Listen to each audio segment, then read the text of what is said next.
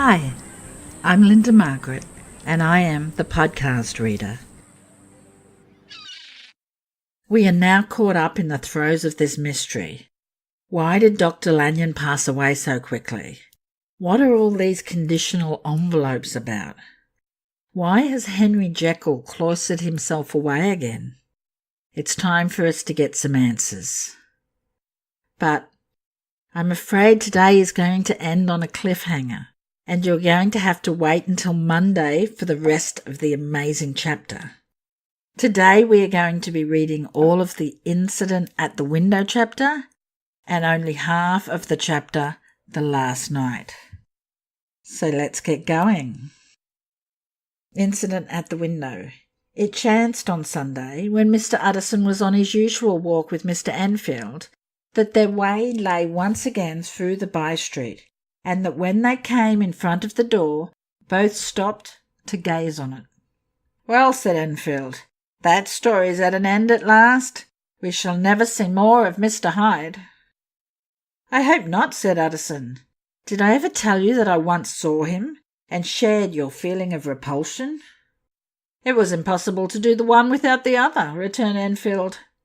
"And by the way, what an ass you must have thought me, not to know that this was a back way to Dr. Jekyll's. It was partly your own fault that I found it out, even when I did." "So you found it out, did you?" said Utterson. "But if that be so, we may step into the court and take a look at the windows. To tell you the truth, I am uneasy about poor Jekyll, and even outside I feel as if the presence of a friend might do him good."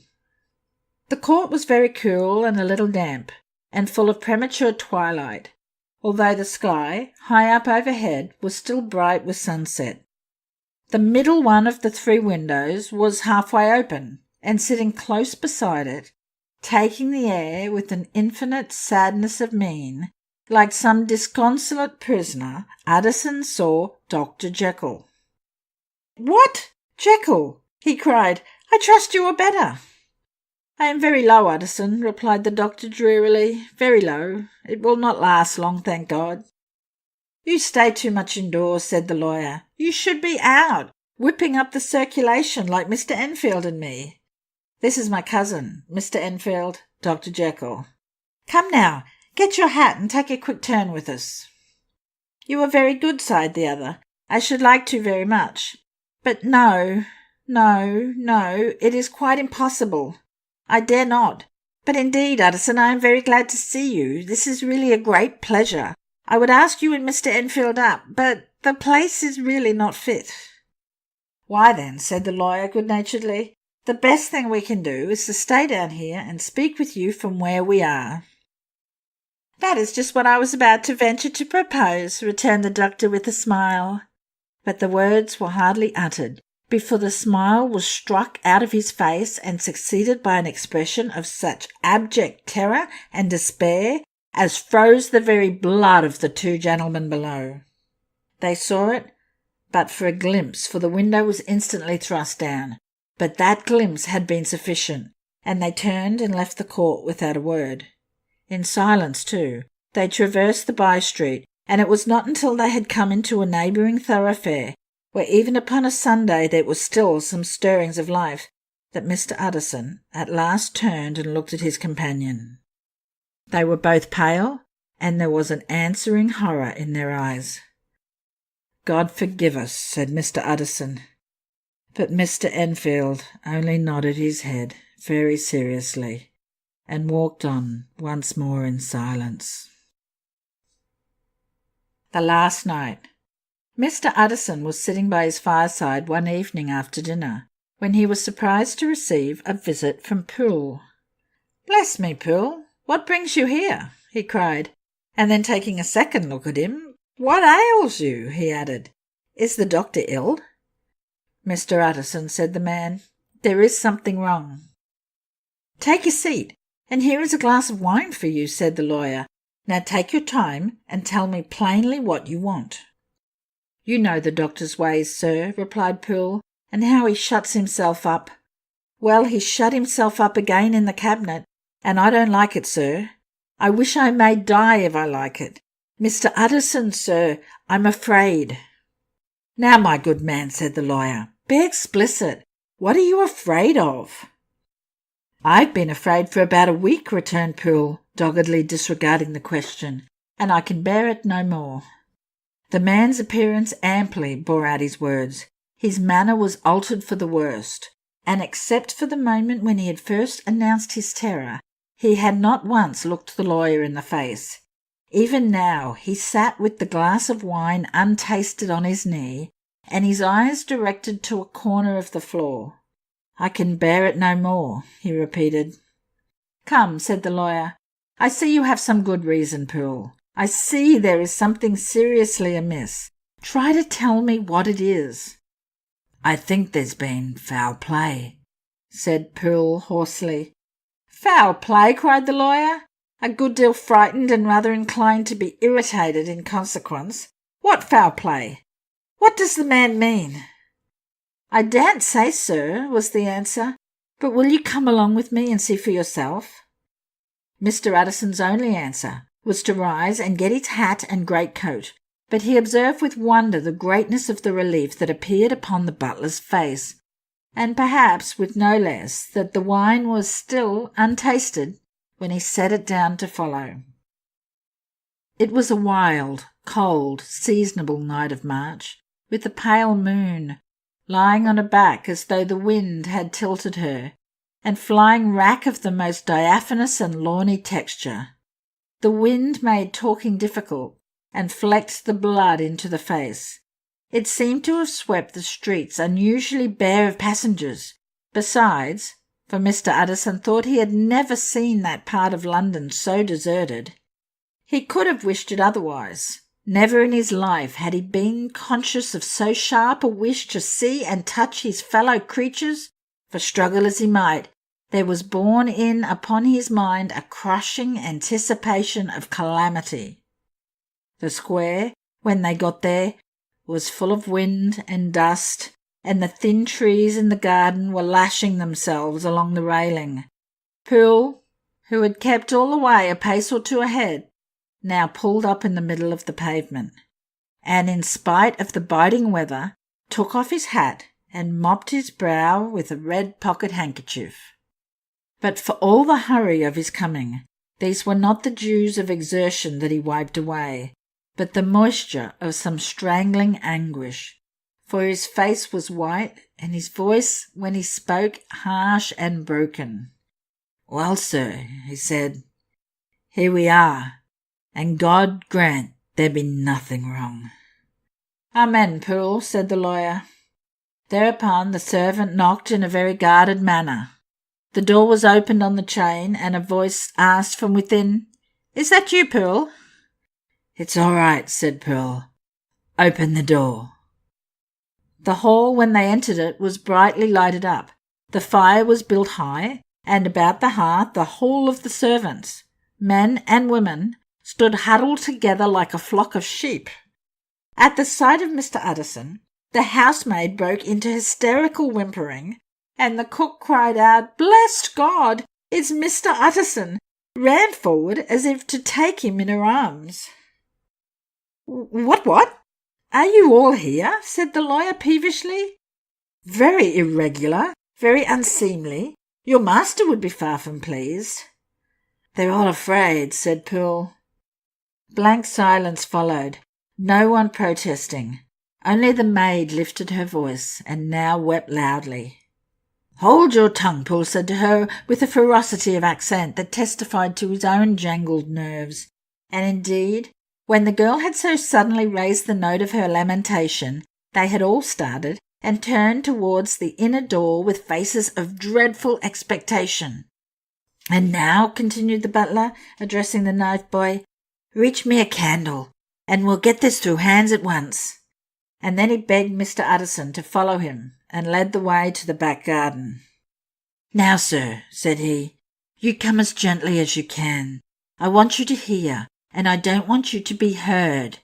And see here, sir, if by any chance he was to ask you in, don't go." Mr. Addison's nerves, at this unlooked-for termination, gave a jerk that nearly threw him from his balance. But he recollected his courage and followed the butler into the laboratory building through the surgical theatre, with its lumber of crates and bottles, to the foot of the stair. Here Poole motioned him to stand on one side and listen, while he himself, setting down the candle and making a great and obvious call on his resolution, mounted the steps and knocked with a somewhat uncertain hand on the red baize of the cabinet door. "Mr. Addison, sir, asking to see you," he called, and even as he did so, once more violently signed to the lawyer to give ear. A voice answered from within. "Tell him I cannot see anyone," it said complainingly. "Thank you, sir," said Poole, with a note of something like triumph in his voice, and taking up his candle he led Mr. Addison back across the yard and into the great kitchen, where the fire was out and the beetles were leaping on the floor. "Sir," he said, looking Mr. Addison in the eyes, "was that my master's voice?" "It seemed much changed," replied the lawyer, very pale, but giving look for look. "Changed? Well, yes, I think so," said the butler. "Have I been 20 years in this man's house to be deceived about his voice? No, sir. Master's made away with. He was made away with 8 days ago, when we heard him cry out upon the name of God. And who's in there instead of him? And why it stays there is a thing that cries to heaven, Mr. Addison." "This is rather a strange tale, Poole. This is rather a wild tale, my man," said Mr. Addison, biting his finger. "Suppose it were as you suppose. Supposing Dr. Jekyll to have been, murdered. What could induce the murderers to stay? That won't hold water. It doesn't commend itself to reason." "Well, Mr. Addison, you're a hard man to satisfy, but I'll do it yet," said Poole. "All this last week, you must know him, or it, whatever it is that lives in that cabinet, has been crying night and day for some sort of medicine and cannot get it into his mind. It was sometimes his way, the master's that is, to write his orders on a sheet of paper and throw it on the stair. We've had nothing else this week back, nothing but papers and a closed door, and the very meals left there to be smuggled in when nobody was looking. Well, sir, every day, and twice and thrice in the same day, there have been orders and complaints, and I have been sent flying to all the wholesale chemists in town. Every time I brought the stuff back, there would be another paper telling me to return it because it was not pure, and another order to a different firm. This drug is wanted bitter bad, sir, whatever for." "Have you any of these papers?" asked Mr. Addison. Poole felt in his pocket and handed out a crumpled note, which the lawyer, bending nearer to the candle, carefully examined. Its contents ran thus: "Dr. Jekyll presents his compliments to Messrs. Moore. He assures them that the last sample is impure and quite useless for his present purpose. In the year 18-something, Dr. J. purchased a somewhat large quantity from Messrs. M. He now begs them to search with most sedulous care, and should any of the same quality be left, forward it to him at once. Expense is no consideration. The importance of this to Dr. J. can hardly be exaggerated." So far the letter had run composedly enough, but here, with a sudden splutter of the pen, the writer's emotion had broken loose. "For God's sake," he added, "find me some of the old." "This is a strange note," said Mr. Addison, and then sharply, "How did you come to have it open?" "The man at Moore's was main angry, sir, and he threw it back to me like so much dirt," returned Poole. "This is unquestionably the doctor's hand, do you know?" resumed the lawyer. "I thought it looked like it," said the servant rather sulkily, and then with another voice, "But what matters, hand of right," he said. "I've seen him." "Seen him?" repeated Mr. Addison. "Well?" "That's it," said Poole. "It was this way. I came suddenly into the theatre from the garden. It seems he had slipped out to look for this drug or whatever it is, for the cabinet door was open. and there he was at the far end of the room digging among the crates. He looked up when I came in, gave a kind of cry, and whipped upstairs into the cabinet. It was but for 1 minute that I saw him, but the hair stood upon my head like quills. Sir, if that was my master, why had he a mask upon his face? If it was my master, why did he cry out like a rat and run from me? I've served him long enough. And then the man paused and pressed his hand over his face. In today's reading, we were walking again with Mr. Addison and Mr. Enfield through the streets of London, when they come upon Dr. Jekyll sitting at the window of his cabinet.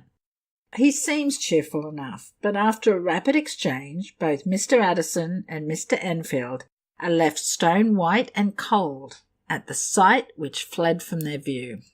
Dr. Jekyll's servant has appeared and asked Mr. Addison for help. He now believes that Dr. Jekyll has been murdered, and the murderer is residing in Dr. Jekyll's cabinet, putting in strange orders for the supply of a certain quality of goods from the chemist. Poole has indeed spotted the man in one of his scrounging episodes, and is sure that the mask upon the face is proof that someone is trying to hide their murderous face. That's it for today. I can't wait for the next reading. This is the Podcast Reader, and I'm Lynda Margaret.